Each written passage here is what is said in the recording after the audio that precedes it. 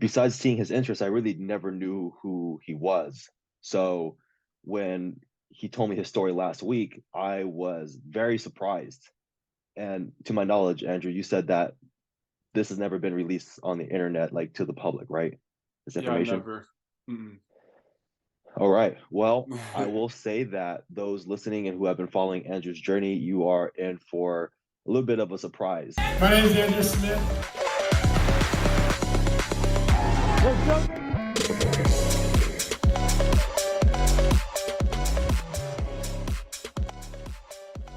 What's going on, guys? Welcome to the Successful Smitty podcast. As you guys can see, I have a very familiar face from our very first episode. If you guys haven't watched that, make sure you check that out after this one. But actually, I asked Greg if he would interview me, since I know you guys don't know too much about me unless you know me like in person, or maybe you don't still know that much about me. So I'm gonna have Greg interview me and then kind of tell some stories I've never shared publicly before about my life and how I grew up and just, yeah, everything about me. So I'm really excited. And Greg, thank you for being open to doing this. It's a pleasure. I'm very excited. For those listening, I was on the first podcast, just as Andrew mentioned, and Andrew and we do a nightly accountability call every single night. And before I knew Andrew deeply, I just knew he was a swimmer. He did stuff with YouTube, and I'd always see him with his girlfriend. He's always laughing, he's always cracking jokes. And I knew that he also was all about like mental toughness and study like different like philosophy. And besides seeing his interest, I really never knew who he was. So when he told me his story last week, I was very surprised. And to my knowledge, Andrew, you said that this has never been released on the internet, like to the public, right? This Yeah, information. never. Mm-mm. All right. Well, I will say that those listening and who have been following Andrew's journey, you are in for a little bit of a surprise. And it's also going to connect some dots because you'll realize that Andrew, there's no accident to why Andrew is the way he is. And I mean, let's dive in, man. Tell Yeah, me a let's little go. bit about your childhood.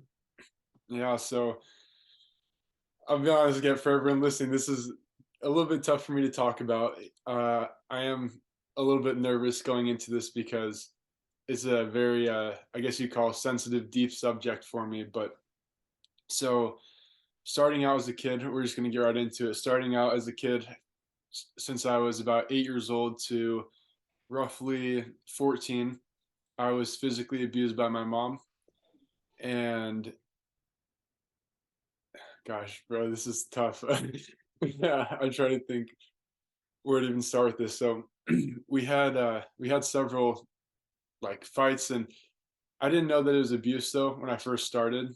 I thought it was normal just because that's kind of, I mean, that's all I knew really growing up. I expected all my friends got treated the same way. I didn't even think anything of it, but it got to the point where I eventually had a friend come over, and this was when I was 12 years old. I was telling him about like, it's like, yeah, bro, me and my mom got in a fight and she like smacked me in the face as hard as she could. And that's when it kind of clicked with me where I was like, whoa, I was like, because he said that that was abuse. And I was like, oh gosh, like there's no way that is happening to me. Like I couldn't imagine that something like that was happening to me out of all people. And I didn't even realize it. I didn't know if I should believe him or really what to think. And he was like, "Hey, I can tell my parents or call someone, talk to somebody about it." And I just said, "No, it's fine," like because I didn't know whether I should believe it or not yet. So I wanted to talk to another one of my buddies and had him come over like next weekend and talk to him about it. And he said the exact same thing, like that was abuse. And that's when I first realized that, oh shoot, like this is real. So kind of backtracking a little bit, so like I said, I started out when I was 8 years old. Probably the first memory that I have of it happening was around 8 years old, where I went to go to this like church thing or something like that, like this little youth group. I think it was, yeah, it was called Awana, and my mom didn't let me go. She grounded me because something with back talking. Most of the time, that's what it was. But I just remember she got really mad at me and like comes busting in the door and then just throws me on the bed and just starts hitting me in the face as hard as she can over and over again. And that's my earliest memory of her doing something like that. She may have done before, but that's just the earliest one I can remember. And eventually, like, obviously this had gone on for several years. I didn't think anything of it. But once I hit that point where I realized, oh crap, like this is not okay. Like this is actually serious, and this is And happening. and really quick, Andrew, you said several years, but you mentioned this happened every day, right? Yeah, so yeah, this was pretty much an almost everyday occurrence. There was always something. I was always getting yelled at and hit for whether it's not doing my clothes, for back talking, for for sneaking my video games, stuff like that. It could be literally anything. But I know my mom; she was also going through a tough time at those several years of her life, and I think she partially took it out on me. Doesn't obviously justify her actions by any means, but she kind of took it out on me, I feel like. And I know she did tell me uh, probably a couple months ago that she used to, every time she would do something like that, she would go in her room and just start crying because she didn't know why she would do it. So just a disclaimer: I'm not trying to paint my mom as this really horrible person, because I mean we've made up. I'll get to that point later in the story, but um, yeah, we've made up. She's actually super, super nice and super sweet. If you met her, you would never expect something like that. She's grown a lot as well from the situation, just like I have. But yeah, so this was pretty much an everyday occurrence. And once I got to about like 12 years old and I realized that this was actually not okay, I started to stick up for myself more. So it'd been super physical. Like on her end, I never fought back. I never did anything because I was like, this is my mom. Like I'm not gonna, do anything to my mom. But it just started getting worse and worse, and I started eventually sticking up for myself. So next time she smacked me, I pushed her and I was like, hey, like you can't do that. Like that's abuse. And she was like, I can do whatever I want because I'm the adult. And then she just kind of stormed off. And that's when things really started to escalate. It was once I started sticking up for myself more, and the fights just started to get worse and worse and worse. I remember one was in Turkey. I went to Turkey for a month, and we got in this really big altercation over, what was it about? Oh yeah, it was about turning the TV on because she wanted it off. I wanted to keep watching it, and she wanted to go to bed early, and I didn't. And she got like super annoyed at me, and she like tried to rip the remote out of my hand, and I wouldn't let her have it. And then she started like hitting me and turned to this huge wrestling match. And we ended up on the ground, and I actually ended up on top of her and like holding her down. And she was like, "Ow, ow, Andrew, get off me! Like you're hurting me." And so quickly I got off of her, and then she got right back up, grabbed the remote, and like tackled me and tried like ripping out of my hands and like hitting me with it and stuff like that. And eventually, like it just kind of died down because I think I ended up getting the remote back, and then she just kind of gave up on it after a while and was just really super pissed off, obviously. And then I eventually just went back to my room, and then another. So I'm going to tell you guys that was the first really significant fight that I remember, and there's two more that I'll share, and the other two are kind of similar. And there are parts in the story for me that are a little bit faded just because my adrenaline was going like crazy. So everything, not everything, but parts of it were a blur. I just remember some of the main things in the fight. So second fight, I was 13, and we got, I think it was over like doing my clothes or something like that. And we, I wasn't doing it. I was being disrespectful, and she got mad at me because I didn't do my clothes. So anyway, I go downstairs. She's like, "No, you're not gonna watch TV if you're not gonna do your clothes." And then I said, "Yes, I am." At this point, I was super disrespectful. Like I had no respect for my mom. I would say terrible things to her. Like I would tell her like I'd hate her to her face. Like I wish she was dead. She wasn't meant to be a mom. Just things that probably most people you should never say to your mom. I was saying all those things, and the part that, well, to be honest, I did mean all of them at the time, just because of everything that had been going on for so long. It'd been really, really, yeah, it was just a really tough time in my life, and So yeah, I was being super disrespectful to her, just like with my words, and she came back downstairs eventually and was trying to like take the remote from me and turn the TV off, and I'm turning it back on, and it's getting kind of physical. And somehow we ended up in the hallway, like right by where my stairs were. Or sorry, yeah. So basically, there's like the basement door here, and then there's like this little wall like on the side of it. Or I guess I should show it like this way, on the side of it, and then up here was the upstairs, and I was standing right here in front of that basement door, and there's like this little like part of the wall kind of stuck out, separating it. And she was like, she had like a magazine or like a newspaper or something in her hand that she was gonna hit me. Like, oh, I didn't know at the time, but I figured that's what it was for.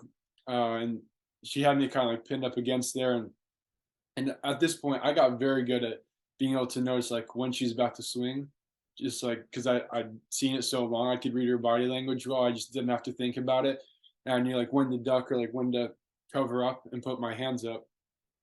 And I saw she was about to swing, and right when I saw the movement, I quickly moved my head to the side and just bam, nailed my head on the corner of this wall. And then and actually it was a huge freaking knot after that. This is gonna sound funny when I say this because it just sounds ridiculous, but when I first felt it, when I felt the bump, I was like, oh crap, like is my brain coming out of my head?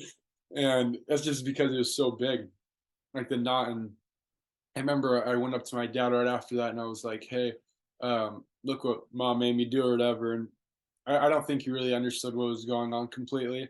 Like he was kind of oblivious to it because a lot of times when my mom and I would get in these big fights, it was usually when he was gone, hanging out with his friends or whatever. It was just my mom, me, and my siblings home. So most of the time he wasn't around, but this was one of the ones where he was kind of there, and he was watching TV when it happened. And um, yeah, or no, he was sitting on the couch when it happened, and I went over and showed him, and he was just like, "Oh, sorry that happened," but I don't think he actually understood what happened to the full extent. And yeah, and then a little bit later that night, my dad was gone, and I forget what happened exactly, but I'm sure it was something very petty, like what the argument was over.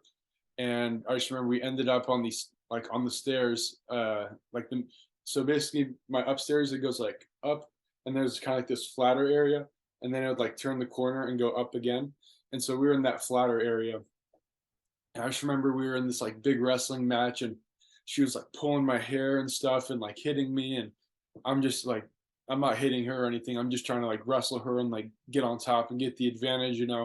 And she had me pinned down and was hitting me, and I couldn't get up. And I remember my brother comes out of his room because this was late, kind of probably around like 8:30 or something. My brother was young. I think he was like 6 or something like that. And he comes out of his room and was like, "Mom, like get off of him." And my mom was like, "Aaron, go back to bed." And he's like, "No, I'm not leaving till you get off of him." And so finally, my mom got off me, and she goes, "You're lucky your brother came to save you." And then a little like right after she got off me, somehow we like got back into it again, and same thing happened where we're like wrestling in the same spot, which was I don't know how I ended up back in the same spot, but we were in the same area wrestling again, and she's still pulling my hair, hitting me, and I don't remember how that one got finished or resolved, to be honest. Um, yeah, I actually don't remember how that like we resolved that whole fight, but I remember I had this huge rug burn on my chest that I had to go to school with the next day. I mean, obviously I have clothes on when I go to school, but but and actually, so I had that bump on my head and this huge rug burn across my chest, and I still don't know to this day who reported it, but I went to school and I got called to the office, and they're like, "Hey, is everything okay at home?" And I never told anyone what happened, and I was like, "Yeah." I was like, "Why?" I mean, but I eventually ended up telling them like, yeah, I have this bump on my head from my mom, and I showed him my chest, and I'm guessing it was in PE. Somebody saw it and maybe called in or made like reported it because in the locker room, obviously, like we're changing and we have to get into our PE uniform. So that's the only way that I think someone could have seen that. But yeah, they took pictures of it, sent it to DCFS, and they came and talked to me. And I'd also been to counseling a couple of times at this point. I just didn't really like it, but DCFS actually really didn't help, because they told my mom like, "Hey, you can pop him, but you just can't full and like hit him." And what she would always say is, "Yeah, I just popped him," but a pop is not a wind up and smack. A pop is like that, like a little like wrist movement, not a whole arm swing, which was what she was always doing. And so nothing got resolved for that. And then she would use that as an excuse later in fights, and she's like, "They said I could pop you." Every time she'd like full unwind and hit me. So yeah, then I'll talk. So then this is the final, like our worst fight ever. It was like a year later, and whew, man, this is hard to talk about.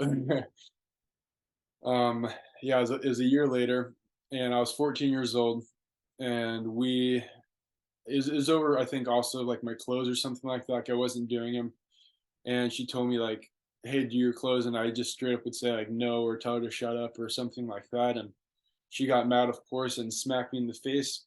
I would push her, she smacked me in the face, I pushed her, smacked me again, I pushed her. And after that third push, she was like, "You don't touch your parents or your mom or whatever." And I was like, "Well, you don't hit me." And then she just stormed out of the room.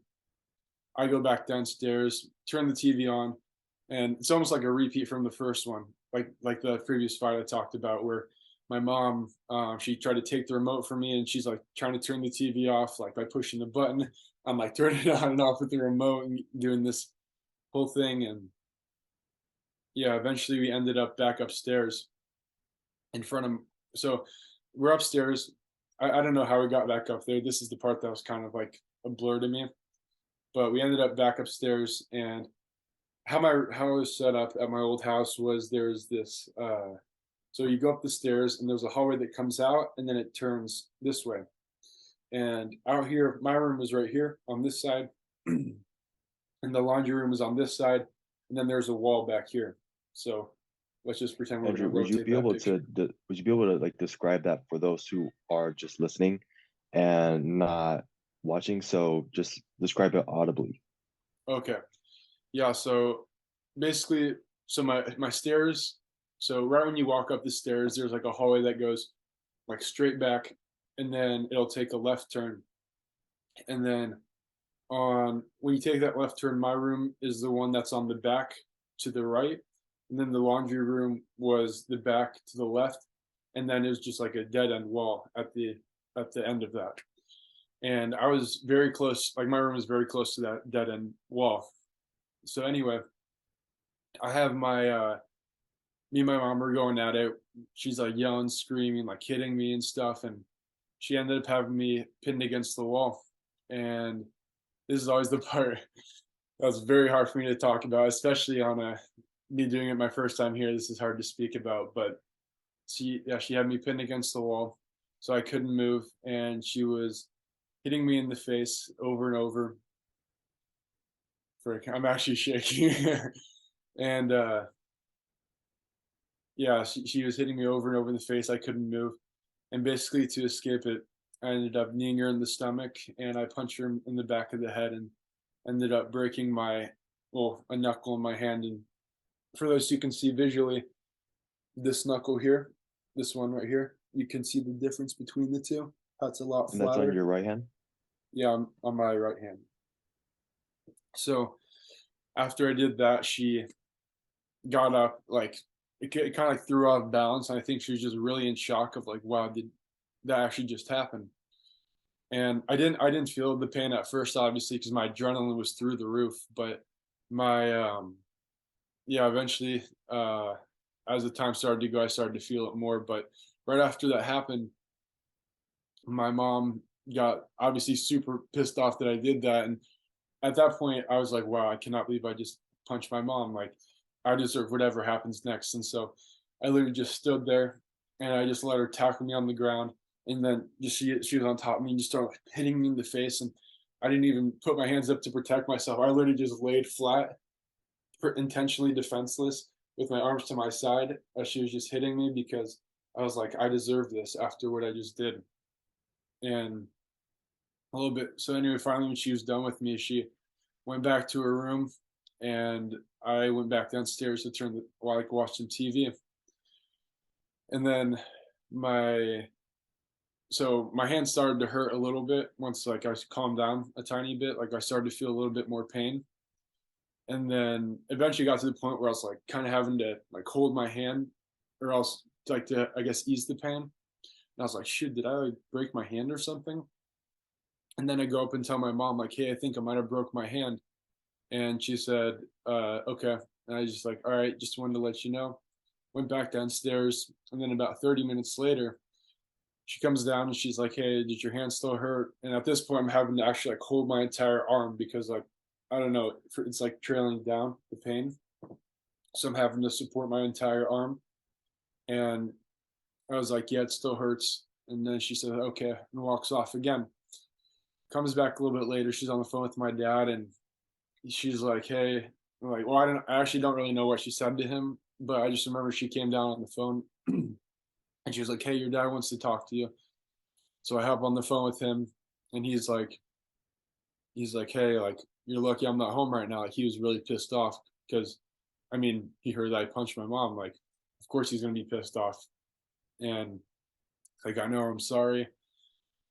And then yeah, I handed my mom the phone back, and I don't know what she said, but I just remember her saying like, I don't know if I want to take him to the emergency room right now, or like, and I just told her like, it's fine, you don't have to, because obviously I feel like I deserved everything that came to me from that. So finally, she ended up taking me, and but before she took me, she kept emphasizing this over and over and over. She was like, "Hey, like when you get to the doctor's office, you have to tell them that you got in a fight with a friend. You cannot tell them what happened." And I didn't understand. And I was like, why? And she said, it's for insurance purposes. And I was too young, like I was 14. I didn't really know better. But she's like, yeah, it's for insurance purposes. And I, she kept quizzing me. Like she'd make me say it back. She's like, so what are you going to say to the doctors? And I would say it correctly. And then she kept asking me in the car. And then I remember there's a few times where I said it intentionally. I would say like, yeah, I haven't told them I punched you. And then she would like literally slam the brakes, pull off on the side of the road, and refuse to move, and like go to the doctor like any closer to the doctor's office until I said it right. And so eventually get to the doctor. They do the scan. They're like, yep, he has a partial boxer fracture on his knuckle or whatever. And they're like, what happened? And I ended up lying and telling them, yeah, I got in a fight with a friend. And anyway, so I had to get this cast, and this leads into another chapter of my life in high school. So, one sec, I just need to take a deep breath because I feel very tense right now. Okay. So yeah,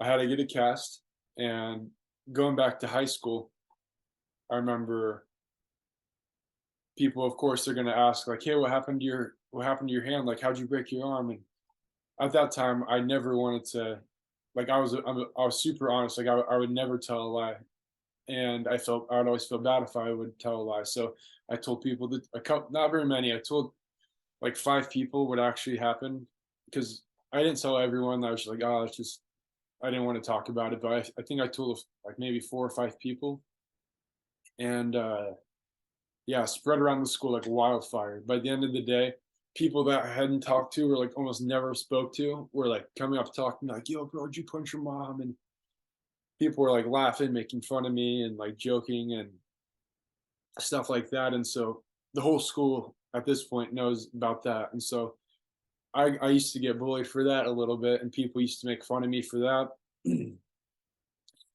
There's also this stupid rumor. Wait, Andrew, you mentioned, you said the word a little bit. Did you mention to me that that happened throughout your entire high school career in terms of that kind of teasing and bullying? Yeah, it was all 4 years. It slowed down my senior year because I think less people knew about it or maybe remembered. But that and also this other rumor, which is completely ridiculous. And it actually got started by one of my best friends at the time, I found out, but he said that I had sex with my cat, and that was this rumor that went around my school for 4 years, and people would walk up to me and, like, they'd meow or, like, make cat jokes or, like, just say something about a cat, and, yeah, that one was more talked about for my like, I got bullied about for 4 years, more than anything else, but, yeah, it was definitely throughout my high school career, I had a lot of bullying going on. But luckily, I had some good influences in my life as well during that time. I'll get to that part a little bit later, but I want to talk about what happened with me and my mom, kind of like the resolution to this whole thing. So anyway, after my high school was up, I was like, okay, like my parents at this point they had gotten divorced, and I was like, okay, before like college, like after college, I'm never going to speak to my mom again, never want to see her again, completely going to cut ties with her. And yeah, so then but my mom, she like, because basically how I was set up, I had to spend a certain amount of days at my mom's house and also my dad's house. Like they had that agreement or whatever. That I would refuse to go to my mom's house, and my dad would be like, "Come on, Andrew, can you just do it for me so I don't have to deal with this?" And I was like, "Fine." So I would just go to her house because I felt like I was forced to. But it was just every day that I would have to go there. I'd always put up this big fight, and eventually she kind of like gave up about it, and I just stopped going there for several months or seeing her.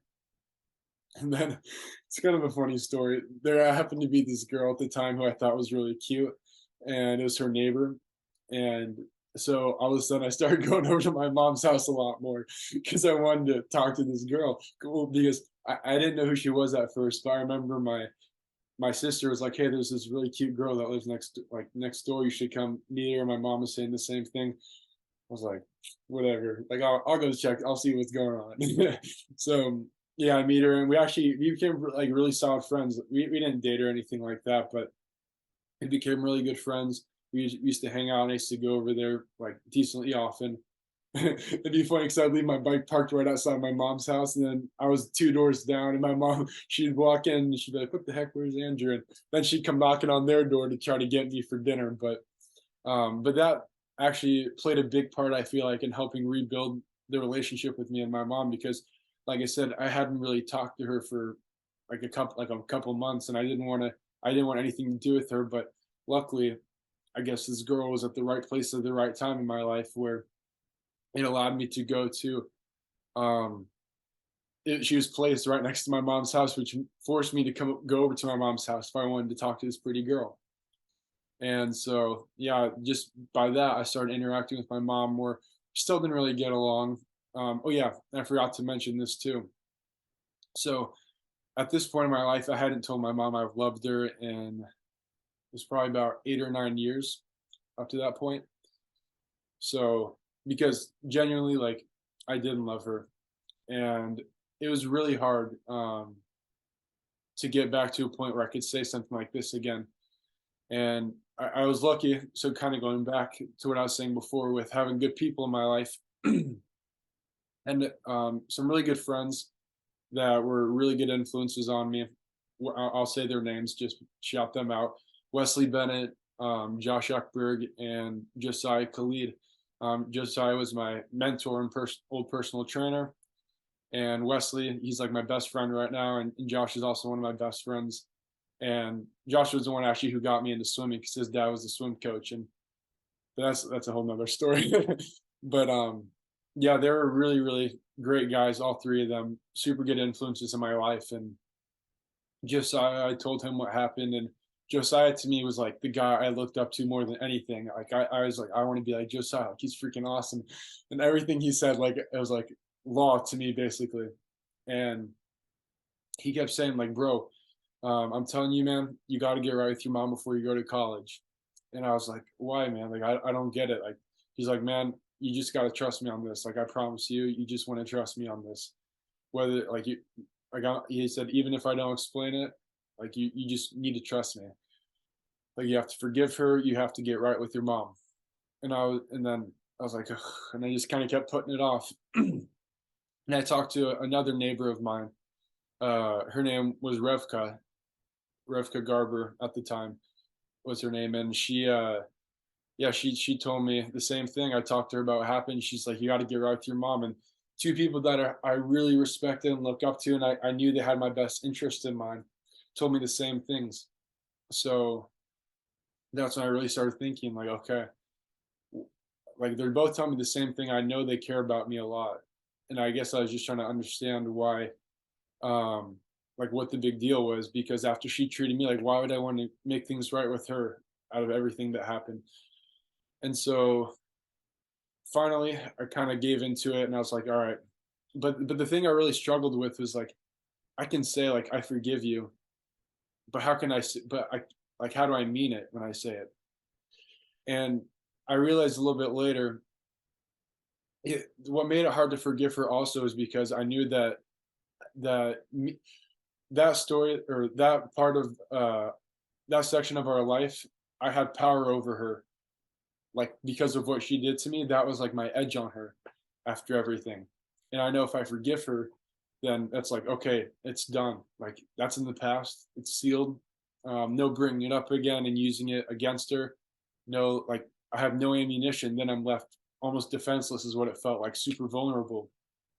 So then, yeah, so that's what made it super difficult for me to forgive her. But I remember finally we were in the car.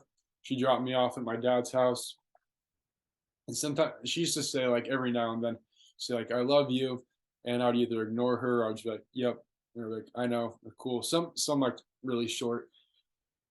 And yeah, she said it, and finally I just said "Love you too," and I just closed the door like really fast and just walked straight to my room, like inside, because I just didn't want to hear like the emotions, and I don't know, I just didn't.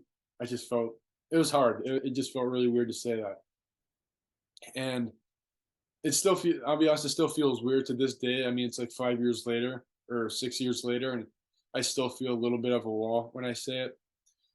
And I don't know if this I'm guessing this stems back from obviously everything we went through, but like I'm really not affectionate with anyone in my family. The only one I'm affectionate with is my girlfriend, which I'm probably overly affectionate with because maybe I think I didn't feel that as much when I was a kid at all. Like I didn't get the affection that I needed or enough of it. And so that's almost where I feel like in my relationship with my girlfriend, that's where I feel like I get that affection I didn't get when I was a kid, basically.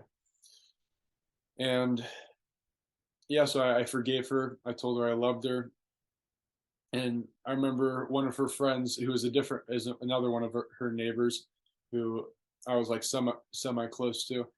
She was like, "Yeah, I remember your mom told me about that night," and she was like she was crying and super emotional, and like she couldn't believe that I actually like told her again, and like she just was saying like it meant so much to her. And so ever since then, like things have gotten a lot better between us, and like we've made up. I'm able to tell her I love her and things like that, and we definitely still butt heads pretty often. And I definitely do feel like a wall still whenever I go over to her house or talk to her. I always feel kind of like this wall that every time I speak to her, I have to kind of just slowly bring it down. And I don't know. I'm sure there's still a lot that I have to deal with internally with that. Like I haven't been to a therapist for it, and I'm sure I probably should at some point in my life. But yeah, I haven't been to a therapist or anything. Um, but yeah, that was a very challenging time in my life, and I remember also during that. Geez, I can't believe I'm sharing this too. I remember I definitely was depressed. I'll say that part. I'm sure I was depressed. I didn't. I guess I never really saw it as depression, but I know I was not happy for a very long time, which is kind of the definition of depression. So I never got actually clinically diagnosed with it or whatever, but I'm guessing that's probably what it was. Like I didn't take anything, but I just remember I would be in school, I'd be super pissed off at life. Like I was hanging out like earlier, like my freshman and sophomore year with like some of the bad kids in school, just wanted to be cool and stuff. And I remember there was a time, I think it was there's two times that I remember. No, three. Okay, so two times that I actually like wanted to kill myself. Like I was on the verge of like I was kind of suicidal. I remember no one was home, and like I was crying, and I was just hated myself, hated my life, and I just got into one of those moods in my head where I was like, no one would even like, who would even come to my funeral? Does anyone even care about me or love me? Like, would any like who would even come see me if I died? And all those kind of thoughts going through my head, and I got this kitchen knife, and I remember I like put it up to like my chest and was thinking like, what if I just like shoved it like right through me? Or like, and then I remember I was like holding it up to my neck and thinking like I could kill myself right now, and like who would care? Like I was like, I don't even care anymore about this life. And luckily I didn't do that either of those times. The second time it was, or the other time with the knife, is something very similar. And then I remember this other time is I remember my friend was over, and I had this punching bag in my basement. It's probably like 80 something pounds, is a heavy bag. And I remember I was talking to him, and I was just really emotional, and I was crying and just talking to him about my life and how I hated life, and I was really upset. And I just, for some reason, I just really wanted to feel some type of pain, like physical pain, because I just hated, like I just needed something. And I remember getting the punching bag, and I would just shove it like as far away, like as high up as I could, and I would like set my face where it would like come down, and just come down and boom, just nail me in the face. And I did it, and my friend was like, "Whoa, whoa, like stop, bro!" And I did it like a couple more times because I was just so mad, and I just wanted to. I don't know. I was just hoping like maybe it'd knock me out, or I don't know what I was wanting, but I just needed for some reason to feel that kind of pain. And yeah, that was definitely probably one of the most challenging. I would say like 10 years. I mean, I haven't had that many years of 10, but those 10 years was a very challenge. 9 or 10 years was a really challenging part of my life. So where was your dad through all of this? So yeah, my dad, he was most of the time he was gone. Like so my mom and him, I'm not gonna share too much because that part's not really my story about it, and I just don't know how they feel. But um, typically my dad was gone at night with his friends, and whenever me and my mom would get into it, and I think part of that was because he didn't want to deal with my mom, like all the screaming constantly, because my mom was always yelling and screaming, like usually at me. I remember once I was actually grounded for a year from video games. I was grounded like nonstop. But she was always getting on to me about something. And I think he just didn't want to deal with that. And kind of when it was like, obviously, he worked all day. And then last thing he wanted to deal with was coming home and just fighting every single time. And so he would just go out with his friends sometimes. And I know that caused some turmoil between my mom and my dad. I'm sure that definitely played a part into them getting separated. But yeah, typically he wasn't home for most of it. So how did you really, what did, like, what I'm trying to see is, so for, we look at people like David Goggins who take this energy from, like, this traumatizing energy and putting it towards something more productive.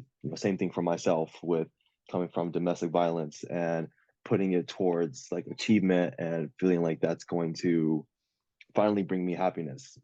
Where do you think that you took that similar energy and put that all into swimming? Or Yeah, I definitely think swimming played a big part in that. I honestly think swimming definitely did help me get through that because I was able to channel a lot of those emotions and that I felt, and yeah, just everything that I was going through, the anger and stuff. And also I think swimming especially really just gave me a break from everything, because at home I was always just getting like in trouble, I was getting nagged, I was getting hit. And then in swimming, it's like I could just escape that. Like it's just the quiet, it's just the water, me and the water, and my teammates, and on my team, and one of my best friends was on my team, and so it just really allowed me to escape. And I don't know where I'm guessing it comes from my childhood, but I don't know where my ambition necessarily comes from, because I guess I haven't found the pieces yet of like where it correlates. Because I'm very ambitious and I work my freaking butt off, super disciplined, and not really people in my family really aren't like that. I mean, there's some like I mean, I'm not gonna say they don't work hard and stuff, but no one is as ambitious or as disciplined and committed and is willing to just go truly all in, regardless of if they're scared. Like I'm like the one guy in my family who will run toward the things he's afraid of, like this. Like I was actually, if you couldn't tell by my voice, I'm kind of like shaking, or I was shaking for a lot of that, and I was very scared to tell the story and about my life. But I know that I'll share this really quickly. One reason, one thing that's inspires me to tell my story is Mike Tyson, because he has had a crazy life as well. He's super vulnerable, and by him being open and sharing his story, it's really helped me learn a lot about myself, and it's inspired me to want to share my story, so to help other people learn more about themselves and help them get through things that they may be going through. So Yeah, Mike Tyson is definitely I feel a big hero to a lot of people, not I don't want to say exclusively to people who've come from a difficult background, but I will say a big majority of people who have come from a difficult background and who have listened to Mike Tyson speak feel that way about him. definitely. Have you have you gotten to the point where you feel grateful for everything that happened? Yeah, I I think I have got to that point. I know there's still things that still haunt me to this day, whether like they'll come up randomly, maybe in my relationship with my girlfriend, or just like random things that might pop up. Like I definitely don't think I've 100% worked through it. I used to think I had until I noticed with my girlfriend, things would come up, we'd get in an argument or something. I'd be like, shoot, it's like that actually really reminds me of with this happening with my mom. I reacted like a very similar way, or I felt like a same kind of feeling. But I definitely am grateful, as weird as that may sound, for that happening, because I think I've turned out okay, and I've learned a lot from it. I mean, one thing I think I got really good at and learned from that was being able to manage my emotions very well. And for those of you who know me in person, you know that you've probably, I guarantee you've never seen me angry. You may have seen me like a little bit frustrated or annoyed, but you've never seen me angry. I can't even remember the last time I actually was angry where I was ready to I haven't even yelled at somebody. I've shouted, but that was like in my swimming to try to like bring the most out of my teammates. But I haven't like angrily reacted in such a way where I was like screaming, shouting, like cursing somebody out, like nothing like that.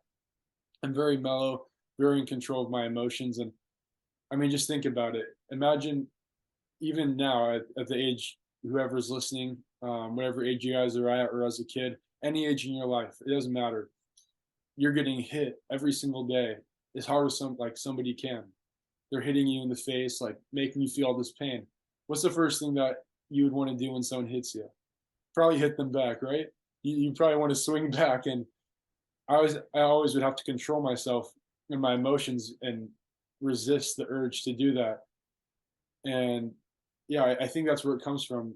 Is just I'm grateful this happened to me, because I've after these years I've been able to reflect on it, and I've noticed that I'm in control of my emotions. I'm very patient. Um, I'm sure there's more, but I'm drawing a blank. But yeah, I know I've definitely learned a lot from it. What do you want people to walk away with from hearing your story? Hmm, that's a good question. I think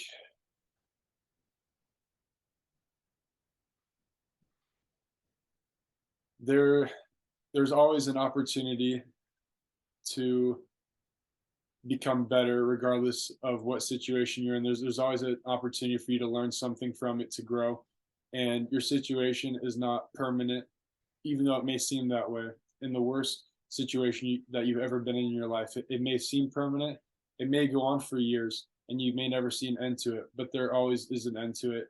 And depending on what it is, either you can put the end to it, not like, and that like don't kill yourself. That's not what I'm saying. That kind of end, but like you can make the choice to stop whatever it is, if you have that power, or if not, if it's something that just life is throwing at you, it's going to come to an end sooner or later. And just being aware of that, like you can be aware of your emotions, how you feel. So like let's say something happens that's very traumatic. Let's say someone dies in your family and it's a very traumatic experience for you. You have to realize that, okay, of course, right now I'm very emotional. You might think in your head, I'm never going to get through this. How am I going to deal with this? But just being aware of it, that okay, this is just temporary. Like even though it might be years down the road, I'll be able to eventually move on from this, and I will have learned something from this. So take every challenge, every challenging time in your life, every moment of pain as an opportunity to learn and to become better and grow from it. If you I can, guess the short version of what I'm trying to say. if you can go back and change anything, would you? No, I wouldn't actually. 'Cause, yeah, I really like who I'm becoming now. I really love myself, and yeah, I love the man I'm becoming. I know I'm doing the right things, and I don't know. Who knows? I may not have been this person if it wasn't for those moments. Of course, I don't wish that upon anyone. Like it, you don't have to go through something that traumatic or whatever to develop the characteristics that you want. But that would just happen to be my path. And I didn't choose that path by any means. It was just kind of happened to me as a kid. But that was just part of my journey. That's amazing, man. What are you looking for or or excited to create in the future? Hmm. Yeah, there's a lot. uh, so I really want to be a mindset coach. That's what I'm working towards right now, along with some fitness stuff. Being like a fitness lab and using fitness as the tool to as the vehicle for improving your mindset, basically. Because for those of you who know me, or maybe you've listened to the podcast long enough, you can tell I'm very into the mindset side of and very big into personal development. And so it makes me really fulfilled when I can help others reach their highest potential along with myself, of course. Yeah, just seeing people when I see people who are really trying to go for something and they are really just doing everything in their power to reach their highest potential. And if I can help them in some way, like that is the most fulfilling thing to me. Like I just love helping people grow and become the best version of themselves. So Let's say someone listens to this podcast and they love what you had to say and they want to hire you as a coach. Do you do any coaching? yeah, I'm in the process of actually I'm going to be launching something here in the next week where if you go on my Instagram, I'll put it in the description or just type in Andrew the letter M Smith and then the number 9.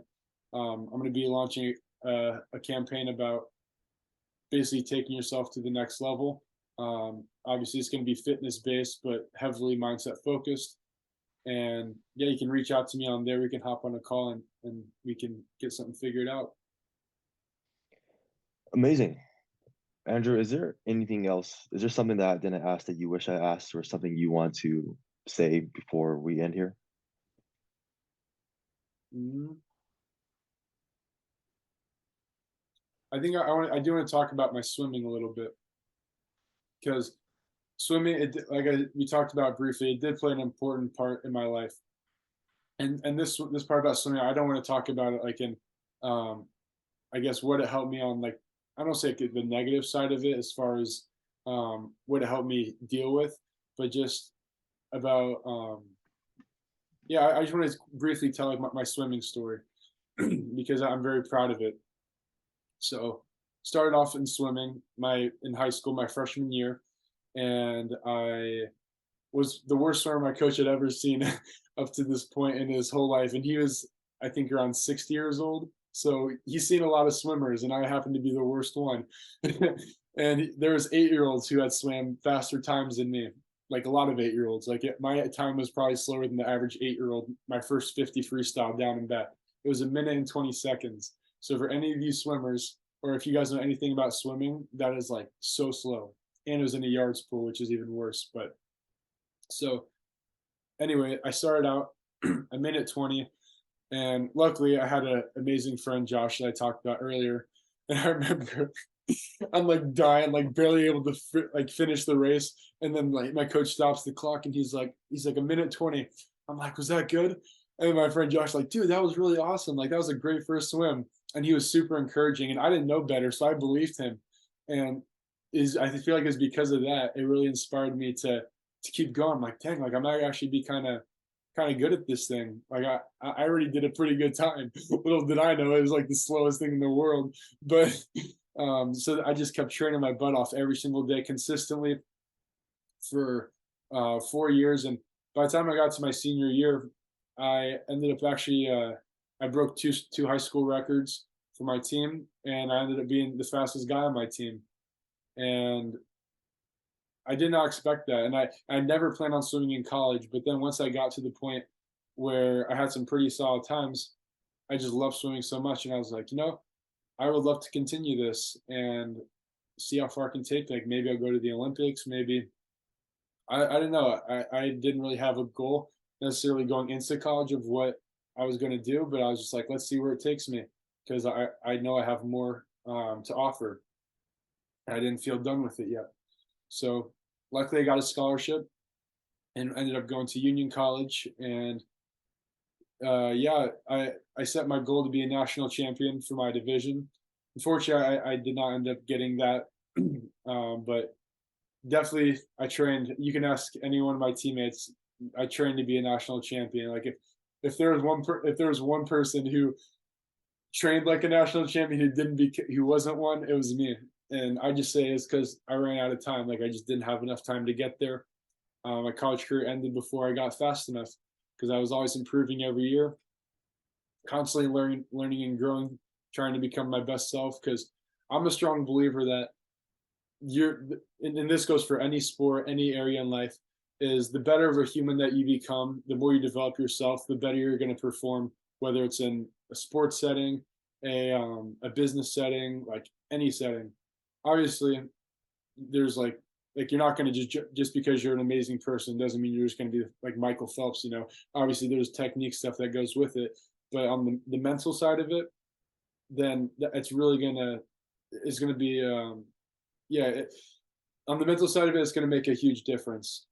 You're going to be if there's two people with the exact same physical capabilities, the one with the stronger mindset and the more developed person is always going to supersede the one with the less developed mindset. So yeah, I just constantly was training my mindset, constantly trying to grow, become better, challenging myself constantly every single day at practice, going above and beyond. I was the first person at practice for 2.5 years straight. It didn't matter, and I used to walk to practice or ride my bike, and I would get there between 45 minutes to an hour before practice started, which is usually about 30 minutes before even the second person would show up. And I'd already be stretched, like pretty warmed up, everything like that, did my routine. And then for 3.5 years, I was the first one to actually jump in the pool.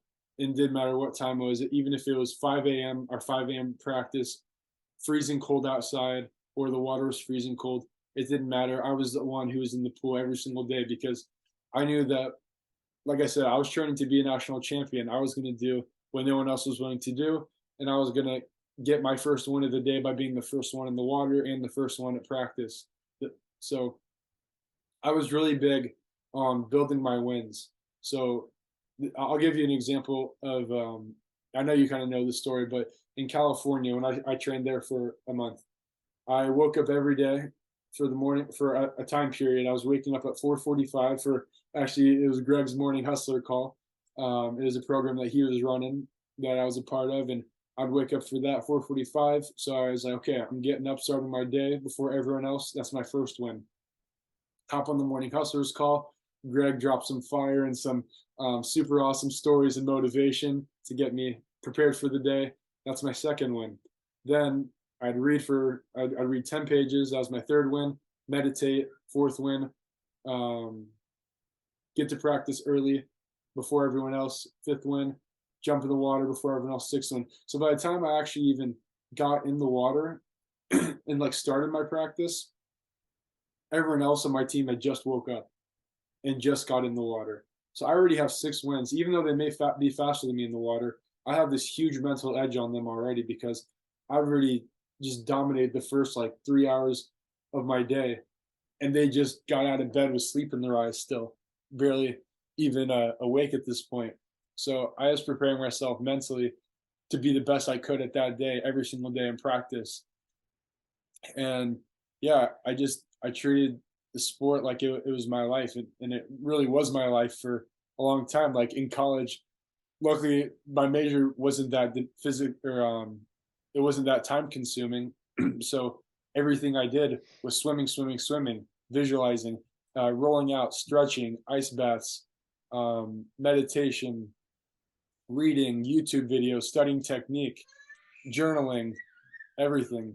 So basically, what I want to say out of this is this is my motivation for the podcast, for those listening, is if you want to do something, if you want to be the best at something, whatever it is, you have to not be afraid to go all in.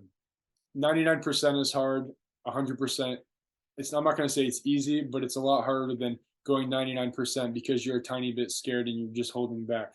You have to fully commit. Don't give a crap about what anyone says, because this is your life. It's not anyone else's.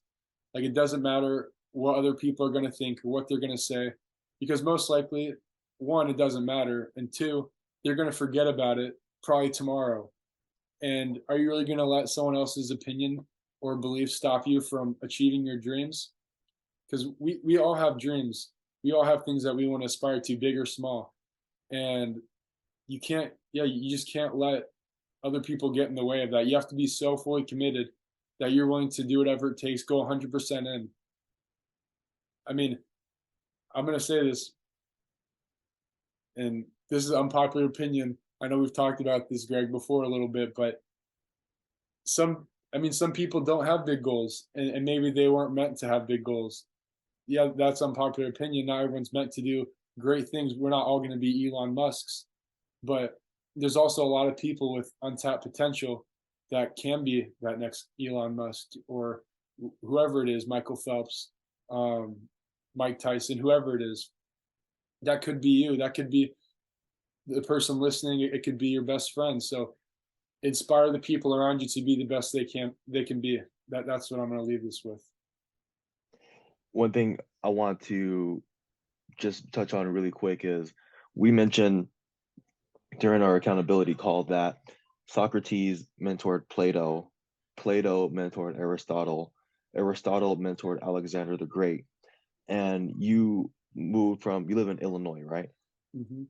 So you moved from Illinois to California to work with, you don't have to say their name specifically, but Mm-hmm. tell me about the person that you went all in on to be as close in proximity to. Yeah. I'll say their names. So so there's this coach named Dave Salo. He's one of the arguably best the greatest swim coaches in the world. Like, he's known as one of the best swim coaches ever. And I got introduced to him by this guy. His name is Mike Alexandrov. He was a previous Olympian, and he's kind of from my area. And I'd met him before, and I kept in decent contact with him. And I was a little bit so basically the whole thing with COVID happened, and I was like kind of unsure, like, what do I want to do? Do I want to risk going to school and having my national meet get canceled? I was just kind of nervous about the whole situation.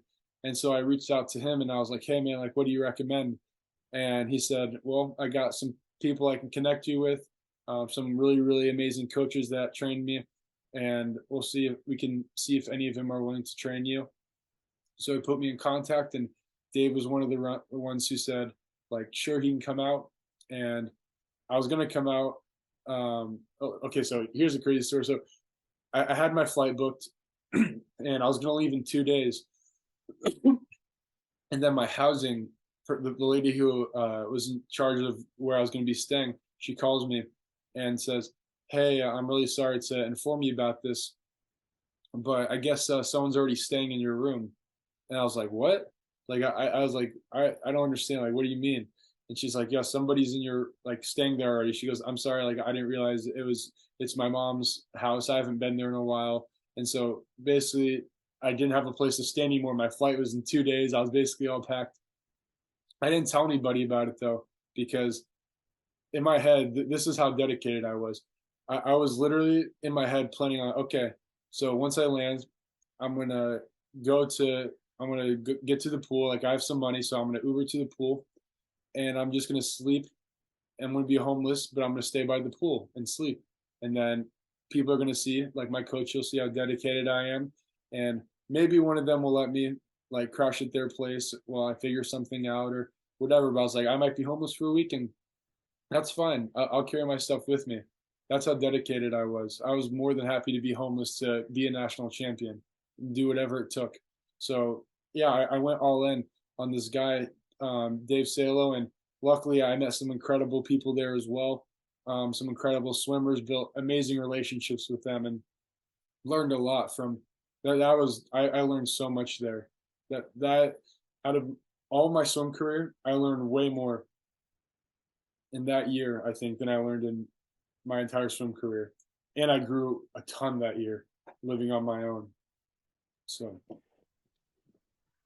I'm not surprised, man. When you are around someone who is the best, you're gonna like you just can't replace that. So, bro, super amazing. How do you feel about this? I was very nervous. I know I've said this 3 times or so now, but I was very nervous to share my story. But I thought, it's probably great that you guys, you listeners who are listening or watching this, can know a little bit more about me and kind of where I come from and just who I am as a person. And also, maybe I can inspire you. And if I do, feel free to reach out, or if you need advice or whatever it is. Like I'm a really friendly guy. You guys can message me or hit me up. My Instagram is always in the bio of the video, so you guys can always message me on there, and I'm happy to help or like talk to you guys about anything you guys need. Yeah, and if you're serious about taking your life to the next level, just send Andrew the word mindset. Just DM that word, and if you want to work closer together, I have the privilege to be able to work with Andrew just every single evening. We just have conversations, and I learn a lot from him. And we have a very reciprocal relationship where I give, he gives. I